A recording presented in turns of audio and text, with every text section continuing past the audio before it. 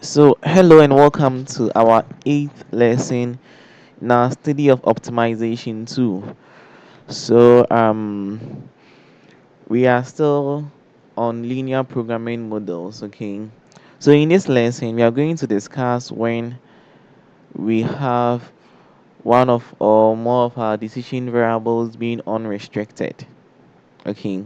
So, I'm Widow Canrino, a final year student of Mathematics KNUST, and I'll be taking you through this lesson. So, in actual practice, the decision variables xg, where g runs from 1 to n, should have no negative variables.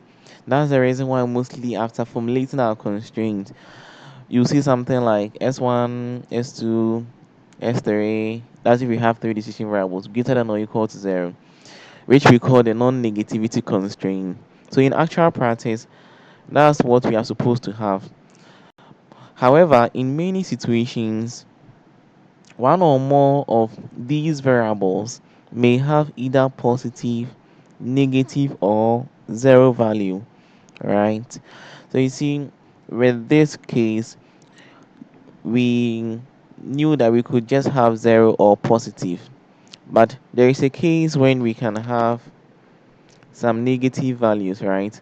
So variables that can assume positive, negative, or zero value are called unrestricted variables, okay? So when we have unrestricted variables in our LP model, how do we solve such problems? And that is what we are going to discuss in this video. Okay. So the use of the simplex method requires that all the decision variables must have non-negative value at each iteration. So therefore, in order to convert an LP problem involving unrestricted variables into an equivalent LP problem having only non-negative non-negative variables. Why do I want to say non-negativity instead of non-negative? I think it's because I'm used to that. So having only non-negative variables, each of unrestricted variables is expressed as the difference of two non-negative variables. Alright. So when you have an unrestricted variable, to convert that, we always express the unrestricted variable in terms of two non-negative variables. Okay, so we let variable xr be unrestricted in sign, right? So we define two new variables, say xr prime and xr prime prime, such that xr is equal to xr prime minus xr prime prime, right? So we are saying that xr is unrestricted, so we define two variables, xr prime and xr prime prime, right? The difference in them to be the xr, but this xr prime and xr prime prime are non-negative. Okay, so hence depending on the value of xr prime and xr prime prime, the variable xr can have either positive or negative sign. So you see we have xr equals xr prime minus xr prime prime. So for instance, in a case where SR prime is greater than XR prime prime, then XR will be positive. In a case when XR prime is less than XR prime prime, then XR will be what's negative. In the case when they are all the same, like when XR prime is equal to XR prime prime, then XR will be what? Zero. Okay. So we are going to take an example to explain what we are trying to do here. So we are going to use the simplex method to solve the following LP problem. So it says we should maximize z equals 3x1 plus 2x2 plus x3 subject to these constraints. Okay, so we have three decision variables here, x1, x2, x3. And the question says x2 and x3 are non-negative, but x1 is unrestricted in sign. So when we have something like this, then we have to apply what we just learned to what solve it. Another previous ones that we know.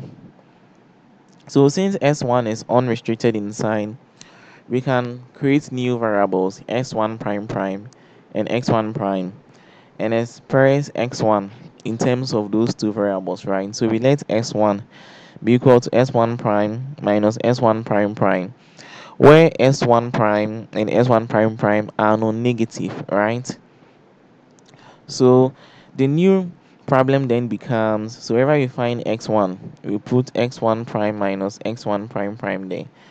So that gives us this new problem, right? So maximize z equals 3. So instead of x1, we have this. So the same thing that we can see there. And now we will have x1 prime, x1 prime prime, x2, x3 greater than or equal to 0. So now we have non-negativity constraint. So you can see that now we've been able to convert the problem which was having one of a decision variables unrestricted to have non-negativity constraints. Okay. So now that we've done this conversion, then we can write this problem in standard form. Okay. So but take note, variables s1 prime and x1 prime prime cannot simultaneously appear in the basis, since the column vectors corresponding to these variables are linearly dependent. That means that you can't have s1 prime and x1 prime prime appearing in the basis at the same time. It's either one of them is there, it leaves for the other to enter, but the two of them cannot appear at the same time because their column vectors are linearly dependent, sorry, linearly dependent. So with the problem that we have here, this model, writing it in standard form, you're going to get maximize z equals 3x1 prime minus 3x1 prime prime plus 2x2 plus x3 minus ma1. So it is a maximization problem. So the coefficient, we are using the big M method, right? So the coefficient of the artificial variable is minus m. And we have 2x1 prime minus 2x1 prime prime plus 5x2 plus x3 equals 12. And 3x1 minus 3x1 prime prime plus 4x2 plus a1 equals 11. So you see that with the original LP problem, we're having equality constraints, right? So we were not having to use the big M method, we have to get bases, right? And mostly we use the bases. The concept of the basis make us introduce the artificial variables, right? But you can see that in the first constraint, yes, we have x3 here, and when you look at, we have two constraints, right? X3 only appears in the first one, so x3 appears just once in the constraint equation, and it has a plus one coefficient, so it means that x3 is a basis. So in the first constraint, there will be no need to introduce an artificial variable since x3 itself is acting as a basis. But in the second constraint, we don't have a basis, so we introduce an artificial variable there. So that's how you can find here. So this is a standard form of that LP problem. So now we are going to solve it using the big M method, right? So it says note, in the first constraint, x3 is acting as a basis because it appears just once in the constraint equations and also has a plus one coefficient, just as I explained, right? So in the first iteration, these are the constraint. We have 2 minus 2, 5, 1, 0, and 3 minus 3, 4, 0, 1. The right hand side is 12, 11, right? And the CJ column corresponds to the coefficients of the variables in the objective function. So x3, the coefficient of x3 in the objective function is 1, and that of a1 is minus m. So we have 1 here and minus m here. So to get our zg, it is given by, for instance, the one here will be 1 times 2 plus minus m times 3, which will give us 2 minus 3m. So this will be 1 times minus 2 plus minus m times minus 3, which will give us 3m minus 2. So we use the same concept to get all the values you can see here. Then this is zg minus cj. So sorry, Cj minus Zj, so this minus this, and here it gives us 1 plus 3m. This gives us minus 1 minus 3m minus 3 plus 4m 0 0. So you have to know that in a big M method, we consider m to be a very large number. Okay, so the question said we should maximize, and when we are maximizing, the stopping criteria is that all the Cj minus Zj's should be less than or equal to 0, right? So you can see that that criteria is not met, because this number here is a positive number and this number here is also a positive number. So what we do is that we take the more positive one to enter into the basis, right? So that means that comparing the values here, minus 3 plus 4m is more positive here. So this is going to enter the basis, right? And we have to, so we call this a key column. We have to get the row which is going to leave. That's the key row, right? So we have to use the minimum ratio test to do that, right? So since this is a key column, we are going to divide the right hand side here by the element here. So this will be 12 divided by 5. That's what we have here. It needs to be 11 divided by 4, which is 11 over 4, right? So we ask ourselves 12 over 4, 5 and 11 over 4, which of them is smaller, right? So 12 over 5 is smaller than 11 over 4. So that means that this is going to, it means S3 is going to leave the basis, okay? And you ask ourselves, so this is what we call the key rule. So X3 is leaving, S2 is entering. This is where they meet, right? So this 5 here becomes the pivot element. So in our next iteration, we would want to make the coefficient of the pivot element 1. In anything either above it or beneath it 0. Okay. So when we write what we have in the table, this is the matrix form for it. And this is the pivot element. So we want to make it 1. Alright. So the only way to do that is to say row 1 is equal to 1 over 5 row 1. And when you multiply row 1 by 1 over 5, you will get this. So we have the 1 here, perfect. But I want to make this forward 0. So the way we can do that is to say row 2 is equal to row 2 minus 4 row 1. And when we do that, we are going to get this here. Right, so now we have it in the form that we want. So we can begin with the second iteration.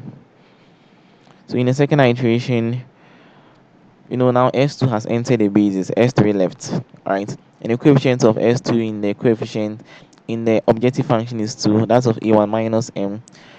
And these are the values you can see here, right? So as usual, we find ZG, which will just be 2 times 2 over 5 minus M plus minus M times 7 over 5. So that will give us the values that we have here, right? And we do Cj minus Zj. And that gives us these values, right? So out of these values, we ask ourselves, since we are maximizing, the stopping criteria is that Cj minus Zj should be less than or equal to 0. But is that condition met here? No, because even though all the numbers are negative here, this number is positive, right? So this is going to enter the basis in the next iteration, that is S1 prime. So we have to look at the one which is going towards leave the basis, right? So you have to use a minimum ratio test. So here we'll get 12 over 5 divided by 2 over 5, which will give us 6. And 7 over 5 divided by 7 over 5, which is 1. So 1 is smaller than 6. So that means that this will be the key row. So A1 is going to leave the basis, right? And this is where they meet. So that means that 7 over 5 is going to be the pivot element. So in the next iteration, 7 over 5, that place we have to get 1 there. And whatever above it is supposed to be 0. So you write it in the matrix form. And we have to make this one 1.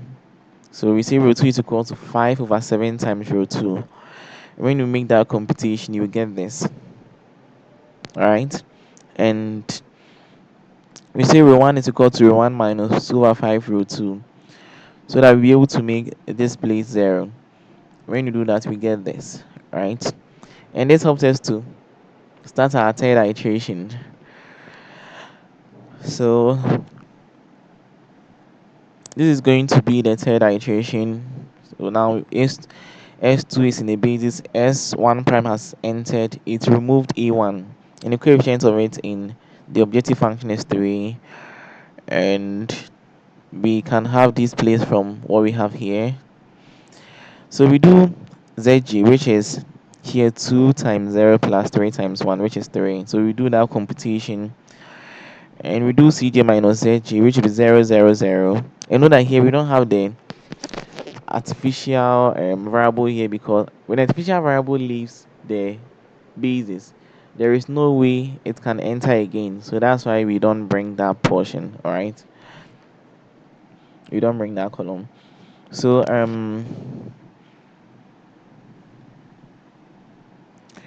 we find the minimum ratio test, because this one is positive, right? And that means the stopping criteria is not met. So it will be the right hand side divided by x3. So this will be 2 divided by 3 over 7, which is 14 over 3, and 1 divided by minus 4 over 7, which is a negative value. But with the minimum ratio test, we require that all our numbers are non-negative, right? So we bring a dash there. So that means that S2 has to leave the basis, right? For S3 to enter. And um, 3 over 7 is going to be the pivot element, right? So S3 enters the basis as S2 leaves, right? And we would have this in the matrix form, so we have to make this place 1. And the only way to do that is to say row 1 is equal to 7 over 3 row 1. That gives us this. And we want to make this place 0. So we say row 2 is equal to row 2 plus 4 over 7 row 1. And that gives us this. And we use this for the next iteration, which is going to be our last iteration. So in the fourth iteration, we have this here, right? I think this was 3 minus 3, right? So yeah, ZG is found by 1 times 0 plus 3 times 1. We do that to find all the ZG. By now, you should know how to perform operations using a simplex table. We've done several videos on that, right? So you could see that here our CJ minus ZG are all less than or equal to 0, right? So it means that an optimal solution is found since the stopping criteria is met. So the value for x3 is 14 on 3. The value for x1 prime is 11 on 3. And all the non-basic variables are going to have values of what? 0. So it means an optimal solution is arrived with value of variables as s3 equals 14 over 3, s1 prime equals 11 over 3, and the maximum value is 47 on 3. But remember we said s1 was equal to s1 prime minus s1 prime prime, right? But here, as I said, you know, s3 and s1 were the basic variables, right? And the basic variables are s1 prime prime and s2. So that means that the non-basic variable x1 prime prime will be 0, x2 will also be 0. So to get s1, it will be s1 prime minus s1 prime prime, which will be 11 over 3 minus 0, which will be 11 over 3.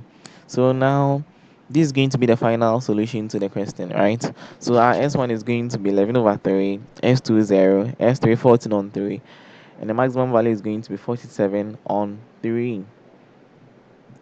So yeah, this is how to go about it when you have unrestricted variables, decision variables, okay? So in our next video, lesson 9, we will talk about types of linear programming solutions, where we can have alternate or multiple solution, unbounded solution, infeasible solution. And we also talk about when there is a tie break, right? For the key column and the key row, how to go about it. And that will be in lesson 9. And from lesson 10 going, we'll start talking about the transportation problem. Okay. So see you in the next video. Thank you.